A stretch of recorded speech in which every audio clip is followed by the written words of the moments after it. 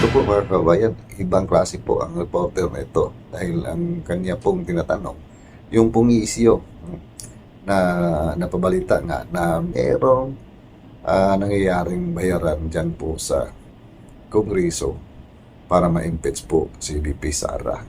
Kaya ay parang natamaan nito si Terry Ridon mga kabayan. Kaya panoorin muna natin ang video na ito para bago po natin bigyan ng ating pong mga komento o public opinion. Next question na lang po. Kasi right now po, so far po yung mga observations po ng ilan sa ating mga kababayan sa social media is kayo daw po or most of the congressmen who received or who voted for the impeachment ay naka-receive daw po ng maleta, ng pera, or naka-receive daw po ng 20 million or any amount notwithstanding. These are the people that na sinasabi din yun po na some of them are trolls. Pero of course, hindi naman lahat sila, yun ang paniwala nila. Yun ang paniniwala nila. How can you combat yung ganitong paniniwala na hindi nyo sinisiraan yung kanilang political or political thinking na hindi kami nagkakatanggap ng ganitong pera, pero hindi kami nakatanggap ng ganitong pera. We did this because we believe in the case. Una sa lahat, tingin ko hindi na dapat i-dignify yung question kasi it's basically an accusation without basis. Di ba rin? So, kung may maleta, nasan yung maleta? Hindi na dapat i-ano yung question mga kabayan dahil ay ito ay accusation na walang basis or walang evidence mga kabayan. Yung mga ginawa po nila doon po sa iniimbestigahan po nila na impeachment para kay VP Sara, hindi ba nangangalap din po sila ng mga ebidensya para nga ay mapatunayan po nila yung kanilang accusation kay VP Sara ng mga kabayan. Ngayon ay bumabalik po sa kanila ang kanilang ginagawa doon po kay VP Sara. Parang uminit kagad itong si Ridon mga kabayan. Talagang kita mo nga na natamaan itong tao na ito sa katanungan po nitong isang reporter mga kabayan. Tingnan nyo sa action pa lang niya, di ba? Talagang siya po ang nagre-react po dito sa tanong po ng reporter na ito mga kabayan, di ba? So iba po pag yun nga, kung may mga tinatago kayong mga baho at babalikan kayo, talagang mabibigla ka at hindi mo pigilan yung emosyon mo na yun nga, sa reaction pa lang kitang-kita naman mga kabayan. Kaya yung ginawa po nila kay VP Sara, talagang babalik at babalik sa kanila yan mga kabayan, dahil marami na po ating mga kababayan na gising na po sa mga ginagawa po nitong mga nasa gobyerno, lalo na po yung mga gusto na pabagsakin yung mga Duterte. So klaro-klaro na po mga kababayan at yung pong isyo patungkol nga dyan sa bayaran ng impeachment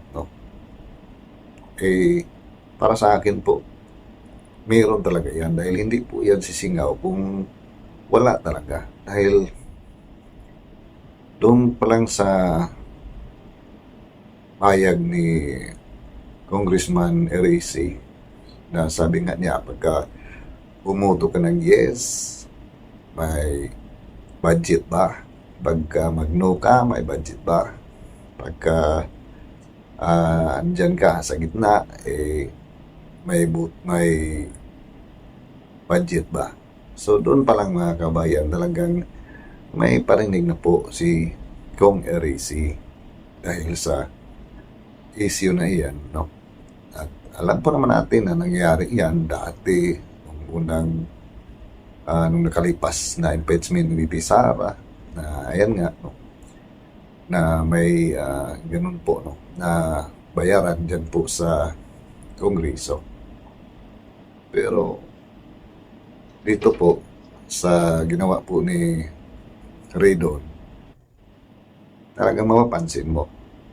Mapapansin mo mga kabayan na parang may tinatago. No? Dahil pagka wala kang tinatago, sagutin mo ng maayos yung pong reporter na kung yung issue patungkol yan,